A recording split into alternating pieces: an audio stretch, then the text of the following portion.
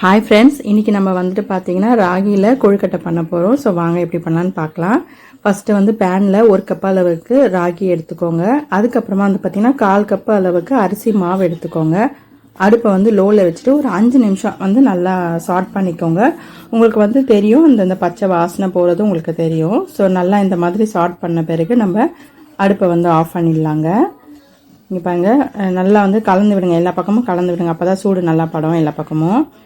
So இப்போ of பண்ணிவிட்டு அதுக்கப்புறம் மறுபடியும் பேனில் வந்து நம்ம வெல்லம் எடுத்துக்கலாம். நான் வந்து 3/4 கப்பு அளவுக்கு வெல்லம் எடுத்திருக்கேன். அதுக்கு வந்து பார்த்திங்கன்னா 1/4 கப்பு அளவுக்கு தண்ணி எடுத்திருக்கேன்.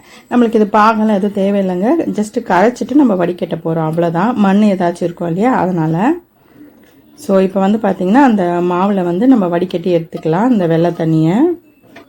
இந்த டஸ்ட் இருக்குது பாருங்கள், இதை வந்து நல்லா மிக்ஸ் பண்ணி விட்டுக்கோங்க. ஃபஸ்ட்டு வந்து கரண்டியில் மிக்ஸ் பண்ணிக்கோங்க, ஏன்னா கொஞ்சம் சூடாக இருக்கும், அந்த வெள்ளத்தை நம்ம கரைச்சி கொண்டு வந்திருக்கோம் இல்லையா, அதனால். ஸோ நல்லா மிக்ஸ் பண்ணிக்கோங்க. ஓகே, இது கூட வந்து பார்த்திங்கன்னா வாசனைக்காக நம்ம வந்து ஏலக்காய் தூள் சேர்த்துக்கலாங்க. அதையுமே வந்து நல்லா கலந்து விட்டுக்கோங்க. கொஞ்சம் சூடு ஆறின பிறகு நம்ம வந்து கையிலேயே வந்து பிசைஞ்சிக்கலாங்க அதை, அப்போ தான் வந்து நம்மளுக்கு ஈஸியாக இருக்கும். இப்போ வந்து பார்த்திங்கன்னா நான் கையிலேயே வந்துட்டு அதை பிசைஞ்சிக்க போகிறேன். ஸோ நல்லா கலந்து விட்டுக்கோங்க அந்த மாவை, எங்கேயுமே இந்த வெள்ளையாக தெரியக்கூடாது, நல்லா கலந்து விட்டுக்கோங்க. இந்த இனிப்பு வந்து பார்த்திங்கன்னா எனக்கு வந்து கரெக்டாக இருந்தது. ஸோ உங்களுக்கு இதோட கம்மியாக வேணும் அப்படின்னாக்கா நீங்கள் வந்து 1/2 கப்பு போடுங்க, போதும். ஸோ பாருங்கள், நல்லா சாஃப்டாக இருக்குது, நம்ம நல்லா பிசைஞ்சு வச்சாச்சு. இப்போ வந்து நம்ம இதை கொழுக்கட்டை பிடிச்சிடலாங்க. இது வந்து பார்த்திங்கன்னா கொஞ்சமாக நம்ம அந்த மாவை எடுத்துட்டு கையில் வந்து நெய் தடவிக்கோங்க, அப்போ தான் ஈஸியாக இருக்கும் உங்களுக்கு. நெய் தடவிட்டு அதுக்கப்புறம் நம்ம இந்த மாதிரி பிடிச்சிட்டு கையில் அப்படியே ப்ரெஸ் பண்ணி விடுங்க அந்த ஃபிங்கர்ஸில். ஸோ கரெக்டாக இருக்கும், அது ப்ரெஸ் பண்ணி விட்டுங்க. ஸோ அந்த மாதிரி எல்லாத்தையும் ரெடி பண்ணி வச்சுருங்க.